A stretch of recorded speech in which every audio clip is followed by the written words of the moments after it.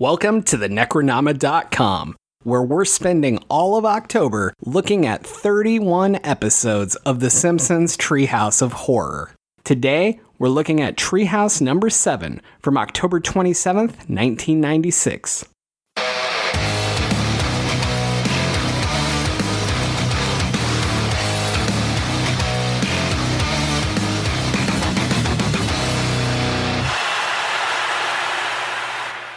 I'm James Sabato. I'm Don Guillory. And I'm Thomas Brungardt, and I've listened to your podcast since the dawn of time, and I've learned how to imitate you exactly. Well, that'll come in handy. Oh, man. You know, it's funny you start with that, because I was watching these and kind of live DMing you while I was watching it, and you hit it like right as they said it, and it made me laugh. Anyway, this is my favorite Treehouse of Horror. I think of all Simpsons quotes that I quote often, I think "imitate you exactly" is something I say at least once a week. I love it. It's so funny to me. It's such a Simpsons joke. SMRT is mine. Yeah. Oh, that's a good one. When Bart tries to spell success, but he spells success wrong, I like that one too. This is a good episode, right? It's my favorite. What did you guys think of this one? I want to add, I also Genesis tub, but I do it in a way that people never notice. If you ever tell me that we're having waffles, I always go, "Ooh, waffles," and no one has any idea that I'm quoting anything. Waffle iron's always in the shop. I want to know more about that shop. Anyway, I guess I can lead it off if you want. Yeah, sure. Act 1 is it's the Thing and I, right? That's basically what it is, and it's about Bart having a conjoined twin brother that was separated at birth, Hugo, and the story's all about the kids discovering that Hugo's in the attic and what happens after that. And I think I love the way they make Hugo look, because it looks like somebody who's been living in an attic for whatever it is, 8 years or 10 years. I guess Bart's 10, so 10 years. But I have a lot to say about certain things, but I want to get your takes on it. Don, what did you think of this one? It's not my favorite. I think it's, as far as the twist at the end, I like this idea of Bart was supposed to be the evil twin, and then they fucked up, or Dr. Hibbert screwed up, which seems like to be more of a Dr. Nick thing. But that would have been amazing. They should have used Dr. Nick. Well, I thought that would have made so much more sense. I thought they should have had Dr. Nick do the surgery to put them back together. Like Hugo and Dr. Nick have been working together, putting pigeons on rats. But the one thing that always sticks out to me when I watch this one is, sorry, I'm gonna not do my Dr. Hibbert voice, but no, it's okay, because you're a person of color. That's right, I can do it. I forgot. Unlike everybody else on The Simpsons, not allowed to do voices anymore. They discovered that Hugo was pure evil. I couldn't. I screwed up on that one, but. When they crazy say for that, Boy Town, too much of a boy for Crazy Town. That whole segment where it's a sequence of statements from Dr. Hibbert is just ridiculous to me on so many different levels. One, as far as where they can put him, as opposed to maybe keep the kid and let's not have this nature versus nurture, or not have this whole thing of he's naturally evil, so he's destined for evil, that they kind of play out. Because how the fuck is someone pure evil? I mean, it's such a horror cliche to me, but it's funny in this sense. Well, there's always an evil twin, so you gotta figure out which one it is. And apparently it's the one on the left. So but I think go ahead. What I love about this is it really it fits The Simpsons so well that they would be dumb enough to put a little baby in the attic because it's probably evil, and then to fuck it up on top of that. It's not like there's baby photos with the two of them and then they locked him up later. Anyway, go ahead. I thought they did a really great job endearing Hugo, just because of one particular scene when Dr. Hibbert is showing him like himself in the mirror, but it's just a picture frame, and then he punches him through it, which is a great gag. But the look that Hugo gives when he thinks he's looking at himself for the first time is like the way a kitten or a puppy would look at themselves in the mirror, like, oh, look at me. And it's just like this really sweet, sincere moment of, you could tell Hugo is not pure evil, and then he gets decked. But I always like that part, because it's like, oh yeah, they're making an effort to show that he's not this kind of deranged person who would be hanging out at a Radio Shack. I also like how it's obvious that Bart is the evil twin. Like, this joke doesn't feel forced, though. Like, it just feels inevitable, and you're like waiting for it, you know? Like, well, yeah, Bart's like, don't look so his twin have to right? be. Yeah. We did the only humane thing. We chained Hugo in the attic like an animal and fed him a bucket of fish heads once a week. He doesn't even get fed every day, you know? Like, poor Hugo. You'd be a fucking mess too. Finish your fish heads and we'll talk about it. That's the other thing. Why put Bart up in the attic? Just he's been living in population for 10 years. Why put him away like that? It's because they had to. This one cracks me up. This is one of the better ones to me. So I don't agree with Don at all. He's wrong. No, I just said it's not one of my favorite ones. It's not one, like, out of the other two out of the three of this episode, I like the other two. Okay. I can watch them over. I don't get tired of them, even though the Citizen Kang one is dated, heavily dated. Is it? I felt it was pretty relevant. Yeah. Well, there are a couple of messages in it that are very relevant, but as far as the Clinton and Dole jokes, yeah. But at least with The Thing and I, and then the second one, of course, I forgot the name of it, but Genesis Tub. You at least aren't bound by time. Like they could have just done this now, as the 30th season of The Simpsons. That's true. Yeah. Because Genesis Tub is basically just like a mobile app game where it's just accelerated time and you're building a civilization. Only it does it on its. Yeah. But James, do you want to get into Genesis Tub?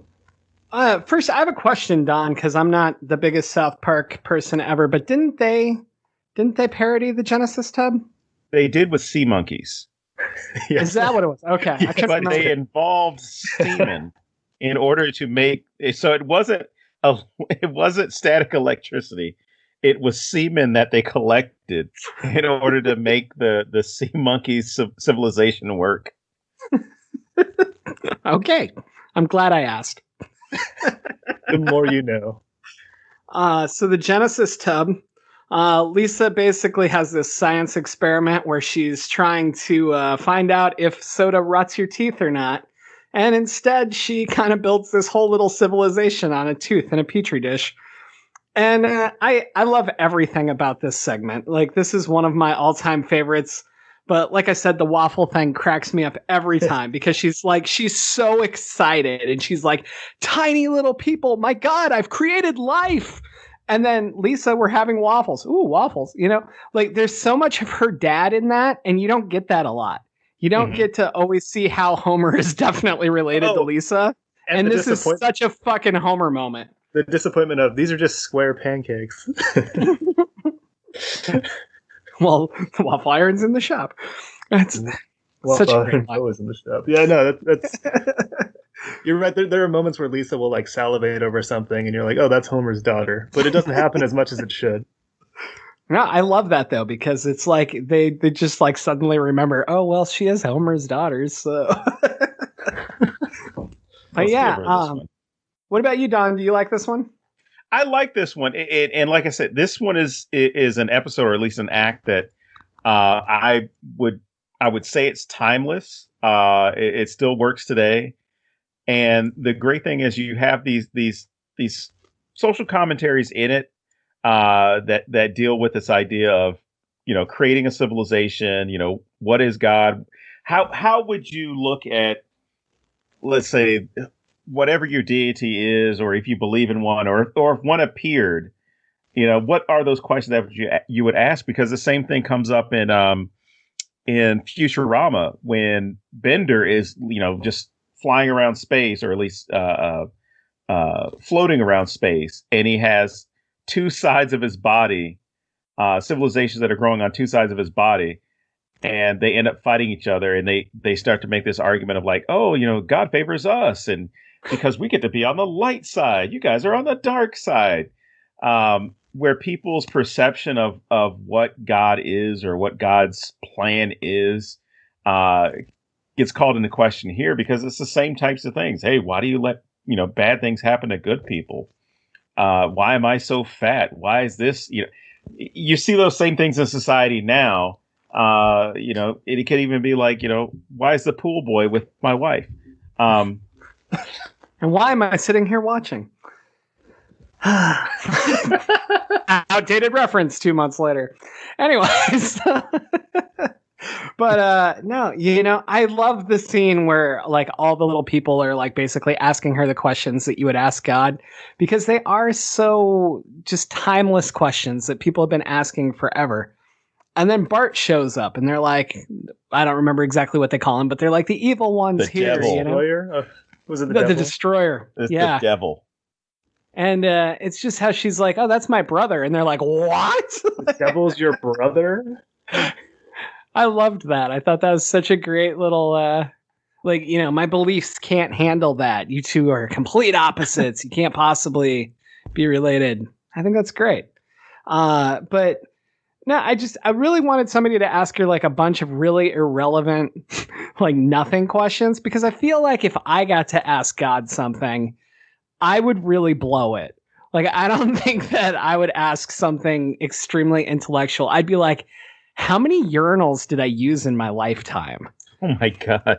Like some random fucking thing, or like, I don't know, like how many times could I have like hooked up with this girl, like something really, really stupid that would only apply to me. So I wish that somebody had asked something just totally fucking irrelevant like that.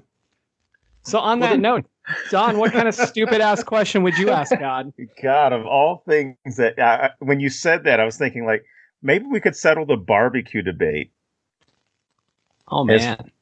Or maybe we could, solve the grits debate, and maybe that would change my viewpoint on religion and things if whoever the creator was or is or whatever, if he or she were to say something like, sugar on grits is blasphemy.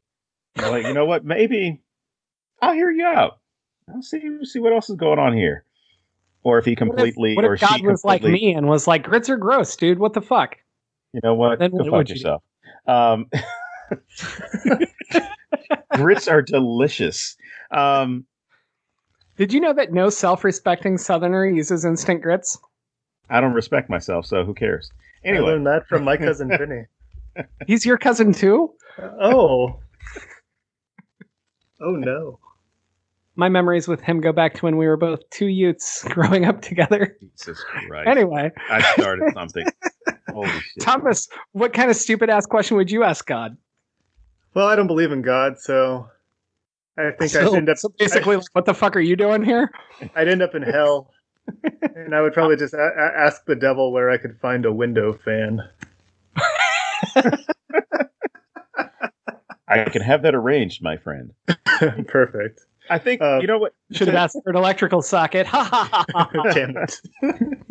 I would I think about this again. I would probably ask a stupid question that was asked to me in middle school or probably 9th grade, which was, hey, do you think God could create a boulder so heavy that even God couldn't lift it? And I just looked at this dude, and it was kind of like the same thing as Thomas. It was like, I don't believe in that shit. Just leave me alone. I don't care. You don't believe in God? It was like, well, whatever. I don't care. Where did you go to first grade? We were like fighting over like how hard you color. No, 9th grade, dude. Crayons. Yeah. Oh, I thought you said first grade. I was like, why did this happen in first grade? I'm not even going to edit. I probably would have said it in first grade as well.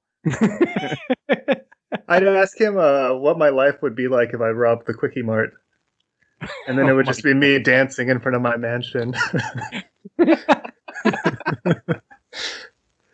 Oh, man. All right, so back to the Genesis tub. The other thing that I really, really like about this is just It's so the end with the science fair project when Bart brings Lisa's project.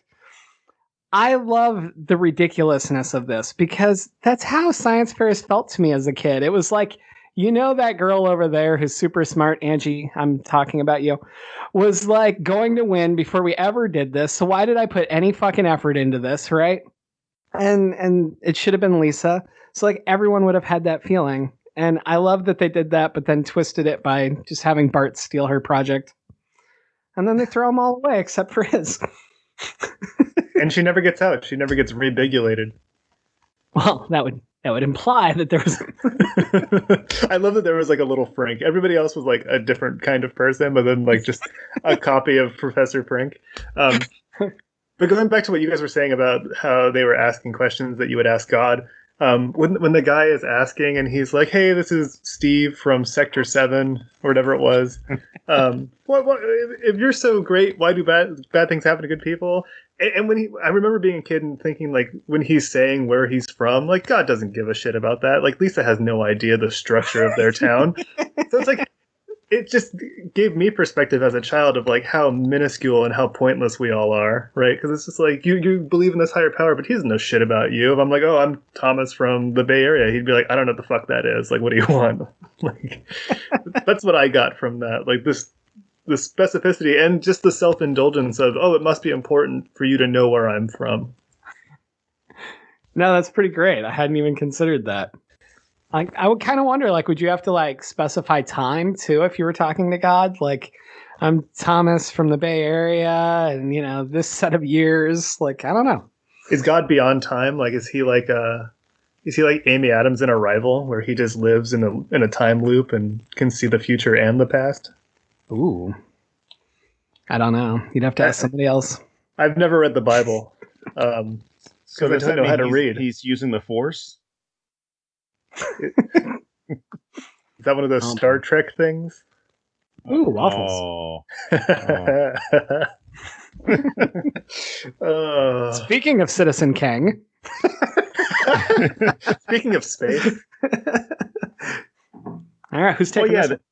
The third act of as you alluded to, is Citizen Kang, parody of obviously Citizen Kane. The overview is Homer's out fishing, which in itself is a hilarious scene. It's just Homer out there in the middle of a lake, or I'm assuming a pond because it doesn't look like it's that big. Fishing. Kang and Kodos fly down, capture him with a fucking claw. The same kind of claw you would have in those the vending machines. So they do kind of this stereotypical or cliche thing of, "Hey, take me to your leader," and he says, "Well, then you want Bill Clinton." It's like, "Oh, okay, cool, but we got an election coming up, and there's another guy. It could be him." And so they do this thing of, "All right, well, we'll go ahead and take both of them," and it descends into, they get rid of Homer because they've got what they want. They got these two guys trapped in their tubes. They replicate them and then go back down to Earth pretending to be them. No one believes Homer until he unmasks these two people, or gets the opportunity to unmask these two people after he's unfortunately dispatched of Bob Dole and Bill Clinton into space. But once he unmasks them, there's this great moment where very well, we'll get to it in a second. But when he unmasked them, there's this moment where everybody in the crowd is like, "Oh yeah, that's, let's get him, let's do this." And Kang and Kodos so cleverly say, "Well, we're here, and this is a two-party system." And one guy yells out, "I'll just vote third party." They start laughing and say, "Go ahead and throw your vote away." That is the discussion every election year, and we got an election coming up soon. And that's the same discussion that people have with these two. Like, "Oh, I don't like this guy. I don't like this guy.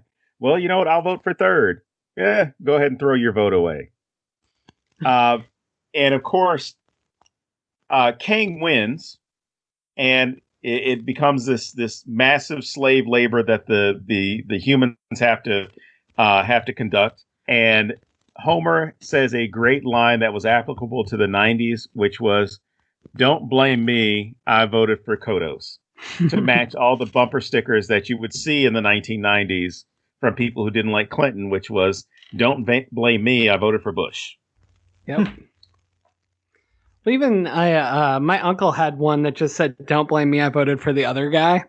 And I always thought that was great because then it just stays that way, you know? But yeah. Yeah, you never have to change it unless, the genders of the people who are running is just more than one gender. I think my favorite thing about this episode is watching it now. It's the fact that they thought elections were a mess. That's kind of hilarious and yet really terrifying to me all at the same time. Well, they've always been a mess. And speaking as a historian, it's one of those things that bothers me every time there is a major election. There are elections every year, whether people realize it or not. You have your local elections, you have your state elections in some cases that are in different years. You have your congressional elections your House elections every 2 years. Your senators are always up for seats every 6 years. So there's always something going on. But the thing is, our focus is on presidential elections, and people say this is the most important election of in history, or we're so divisive. We've never been this divided before. And people like myself look at it and say, the fuck we haven't. We've literally had wars. In the election of 1800, there was, the fear that this was going to lead to a revolution. The election of 1824 involved like all types of name calling and accusations being thrown about. It's hell. The election of 1876 ultimately ended Reconstruction because there were people in the South that did not like the fact that people of different color had political power. And they were only willing to concede the election if, the black people got taken out of office. But yeah, it's crazy. Like every election year that comes up, and for the past few decades or past several elections, there's been that discussion of, well, maybe I should vote for third party. It's not an end all be all. Yeah, I mean, I think it's weird that you keep making up years, but other than that, no, really, I used to be the person who was very believed in third parties, and now my entire thing against it isn't the throwing away your vote. It isn't any of that. It's that people act like third party means that there's this one party that represents everyone. And right. So my issue with it is I just wish people would be like multiple parties or going to the ranking system or different things like that. Like this whole theory of the third party, like it's some magical answer that's out there that appeals to everybody, is ridiculous. And that's what bugs me about it. But with that said, I would vote for Kodos. So what do I know? I just felt so bad for Ross Perot. Thomas, you're awfully silent. Go ahead and give us all of your political opinions. I'm an introvert, so I don't really like parties. Perfect. So I just tend not to vote. Be it for a third party. I always found third parties to be very pretentious. Like, oh, we're a third party. We're the Green Party. I don't know. There's something hoity-toity about it. I look at it like dating, though, dude. I'm not meeting a lot of green women. Parties. I'm not going to hurt you. Oh, but I'd like to be hurt a little bit. That's how I know I can still feel Dawn. Why do you want to still feel Dawn? Are we still talking about The Simpsons? We were talking about The Simpsons? Holy shit. I just want to, not to detract from the talk about the election and politics, but this act has a ton of like memorable moments just in Simpsons culture where it's, be it the abortion or miniature American flags bit or the twirling into the future kind of thing. I love all that stuff. But my favorite line in this whole episode is when the first time Homer initially gets abducted and they spray him with rum so nobody will believe him. And he's telling a story, and Bart's just in his PJs eating cereal, and all he says is, "Sure you were, Rummy," which I say all the time to people, and nobody ever gets it. Like somebody will tell me a story, and I'll say, "Sure you were, Rummy." I love that part, but yeah, no, I think this one had a very satisfactory ending, and like I said before, it's my favorite Treehouse of Horror, and I could watch this one over and over and never get tired of it. My favorite line in this one is, "I'm looking forward to an orderly election tomorrow, which will eliminate the need for a violent bloodbath." We can only pray that's true. Yeah. Well, even with the whole idea of political promises, again, this is something that you could insert any people who are running for office any year, or we're talking about presidential, because I can't remember if it was Kang or Kodos, but one of them stated, all they want to hear are bland pleasantries. If I'm running for office, I don't have to give you a direct plan. All I have to do is get enough people to like whatever the shiny object is that I'm offering, because that's enough for them in a lot of cases. There are a good number of people who want the detailed information, but let's be honest, the detailed information is boring. It's not attractive. It's not as cool as saying, despite my feelings on certain people who are in office, the Make America Great Again statement is a strong one. It's empty, once you ask for details, but it's strong in the sense that, oh, I like that. That's a cool thing to say. I like that. When it was Senator Obama running for president, and it was, change or hope and change, those ideas of, they're wholesome. There are a lot of things that you can think about them, right? Didn't he steal Bob the Builder's line too? You just keep shouting, "Yes, we can." Yes, we can. But even with that one, it's not divisive, and people have to force themselves to be divisive. Whereas if I hear "Make America Great Again," even when it was first being touted by Reagan, my question always is, what America are you talking about? What was great about it, and why do you want to go back to that part or that time period?